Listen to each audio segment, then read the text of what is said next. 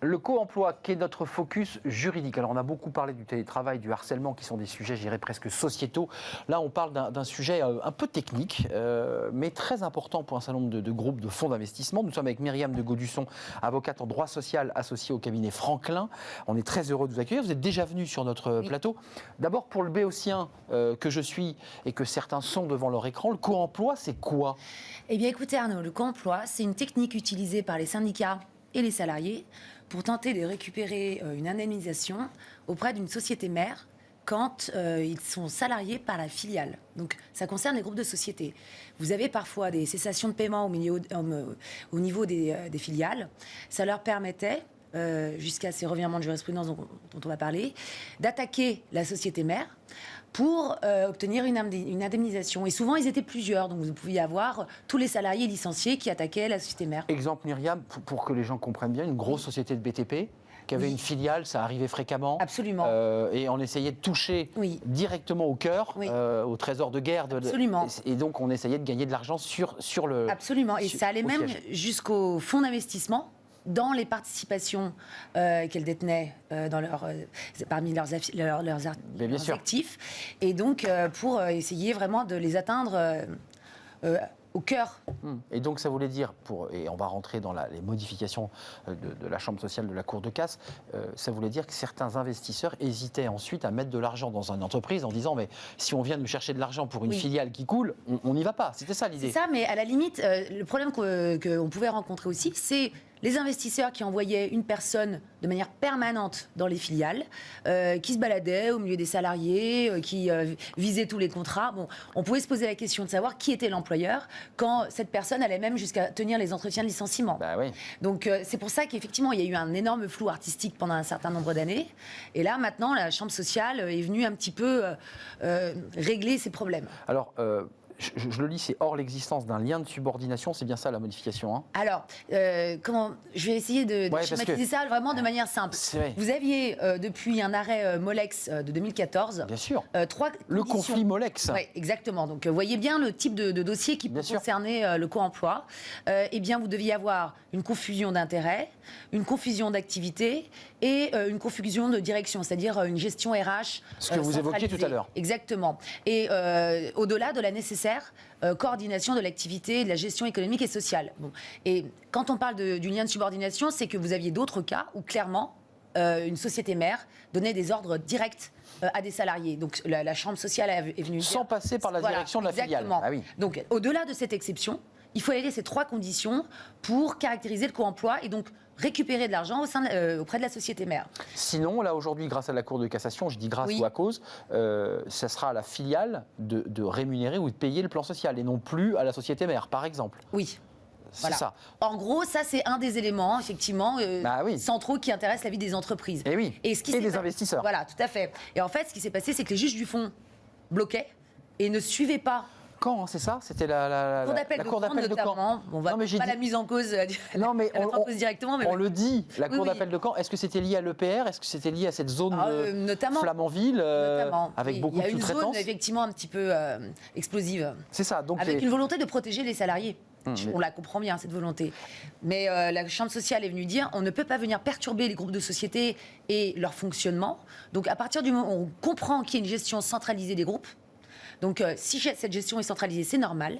Ce qu'on ne veut plus, c'est une immixtion permanente et anormale. D'accord, donc la Cour de cassation, enfin la Chambre sociale, donne des cadres. Plus qu'une seule condition au lieu de 3. D'accord, mais ça veut dire que le salarié qui est un cadre sub du groupe, qui vient se balader dans l'entreprise, qui est en fait un directeur général déguisé, celui-ci, il a toujours voix de fait ou son pouvoir est amoindri? Alors celui-là, il pourra toujours venir...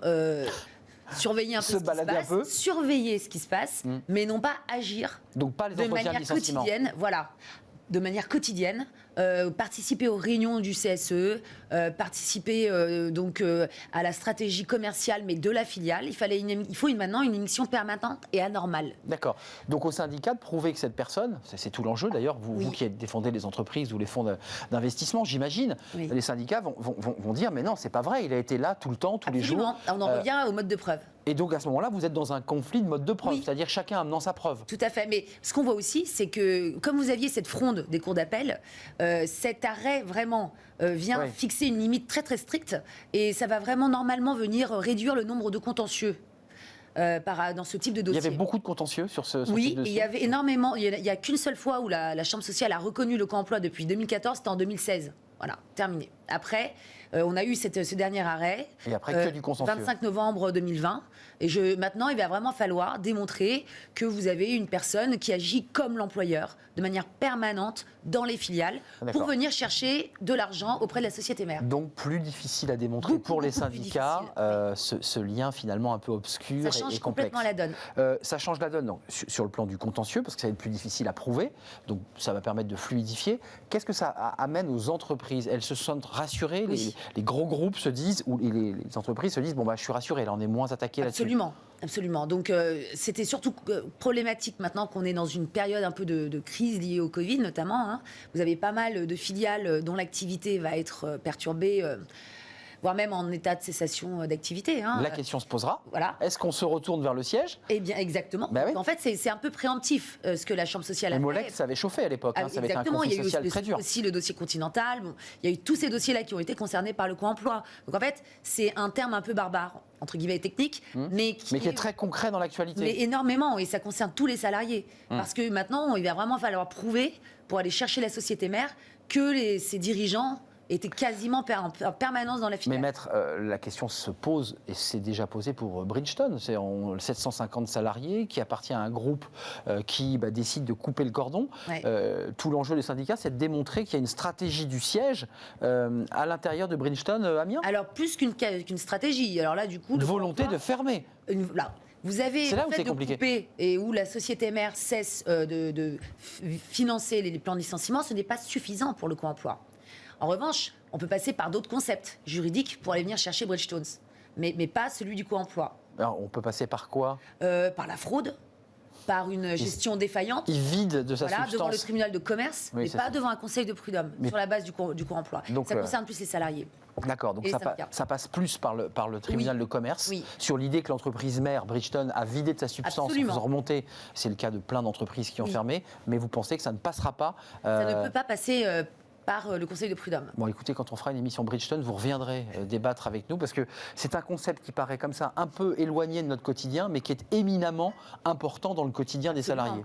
C'était un moyen d'action utilisé quasiment quotidiennement par les salariés pour récupérer une indemnisation quand leur société a fermé. Donc là, légèrement amoindri, plus difficile en tout cas. Il faudrait qu'ils soient plus vigilants. Selon cet arrêt de la Chambre sociale de la Cour de cassation dont vous nous avez parlé, qui est sorti en 2020, en novembre 2020. Oui, 25 novembre 2020. 25, voilà, il faut être précis. Qui a été largement diffusé, qui a même fait l'objet d'une note explicative par la Chambre sociale de la Cour de cassation. De manière à bien prendre en main et bien donner les cadres. Calmer les juges du fond, entre guillemets. Et les juges du fond, notamment les juges de Caen, qu'on salue, bien entendu.